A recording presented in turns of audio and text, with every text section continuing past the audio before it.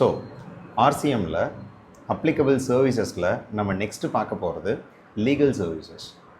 So legal services that is been provided by advocate or lawyers. இவங்களுக்கிட்டேருந்து யார் service receive பண்ணுறாங்களோ அவங்க தான் ஜிஎஸ்டி பே பண்ணணும். That's why it covers under RCM. But ஏன் மற்ற ப்ரொஃபஷனுக்கு கொடுக்காம லாயர்ஸ்க்கு மட்டும் இந்த ஒரு privilege? Why not architects? Why not engineers? Why not chartered accountants? Why not company secretaries? Why not cost accountant? இவங்களுக்கெல்லாம் கொடுக்காம பிகாஸ் நிறையா கேசஸ், நிறையா விதமான பீப்புளோட டே டு டே அஃபேர்ஸில் இன்வால்வ் ஆகக்கூடிய ப்ராப்ளம்ஸை அவங்க கோர்ட்டில் அண்ட் ஆல்சோ லீகல் ஜுடிஷியல் சிஸ்டமில் அட்ரஸ் பண்ணுறதுனால அவங்க பப்ளிக்கிட்ட இன்ட்ராக்ட் பண்ணுறது ரொம்ப ஜாஸ்திங்கிறதுனால அவங்களுக்கு உண்டான இது எல்லாத்தையுமே அவங்களுக்கு ஜிஎஸ்டி கம்ப்ளைன்சஸ் போட்டு அவங்களோட பேர்டன் இன்னும் அதிகப்படுத்த வேண்டாங்கிறதுக்காக it has been formulated under RCM சொல்லணும்னா. ஸோ அப்போ ஆப்வியஸ்லி அப்போ எல்லா சர்வீசஸுமே ஆர்சிஎம்மில் கவர் ஆகுமா சார் அப்படின்னு நம்ம பார்த்தோம்னா லீகல் சர்வீசஸ்க்கு நோ. ஓகேவா? Few services covers under forward charge. அதாவது ஒரு lawyer or advocate providing another lawyer or அட்வொகேட்டுக்கு ஒரு legal adviser or consultancy services ஏதாவது ஒன்று கொடுக்குறாங்க அப்படின்னா அது ஃபார்வர்ட் சார்ஜில் தான் கவர் ஆகும். ஏன்னா ரெண்டு பேருமே லாயர் இல்லையா? அப்போ அங்கெங்கே ப்ரிவிலேஜ் கொடுக்கறது?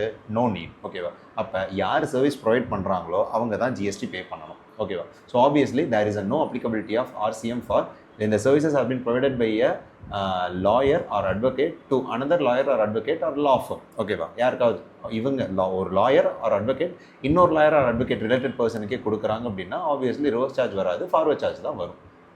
ஓகேவா? நெக்ஸ்ட்டு அப்போ லாயர் பிஸ்னஸ் என்டிட்டிக்கு சர்வீஸ் ப்ரொவைட் பண்ணுறாங்கன்னா ஒரு லீகல் கன்சல்டன்சியோ இல்லை ஏதாவது ஹியரிங்க்கோ இல்லை அப்பீரிங்க்கோ இல்லை டாக்குமெண்டேஷன் டிராஃப்ட்டுக்கோ வாட் எவர் த சர்வீசஸ். ஓகேவா? If the lawyer or advocate providing services to registered person, GST registered டீலருக்கு பிஸ்னஸ் என்டிட்டிக்கு ப்ரொவைட் பண்ணுறாங்க அப்படின்னா இந்த scenario RCM will applicable. So in that scenario, the service recipient who is a GST dealer or a registered person or a business entity who received the services from the lawyer needs to pay the tax to the government at a rate of 18%. ஓகேவா? அப்போ மூணாவது lawyer another லாயருக்கு கொடுக்காம GST registered dealer or business என்டிட்டிக்கு கொடுக்காம general பப்ளிக்கு கொடுக்குறாங்க அப்படின்னா அது it is purely exempted. Forward சார்ஜ்லையும் கவர் ஆகாது, ரிவர்ஸ் சார்ஜ்லையும் கவர் ஆகாது. அப்போ இதில் என்ன சார் கவர் ஆகும்? For example any civil cases or any criminal cases or any family disputes, இது எல்லாமே இந்த மாதிரி கவர் ஆகக்கூடிய மீதி எல்லாமே obviously it is a purely exempted which has been provided by the lawyers, legal services. Thank you.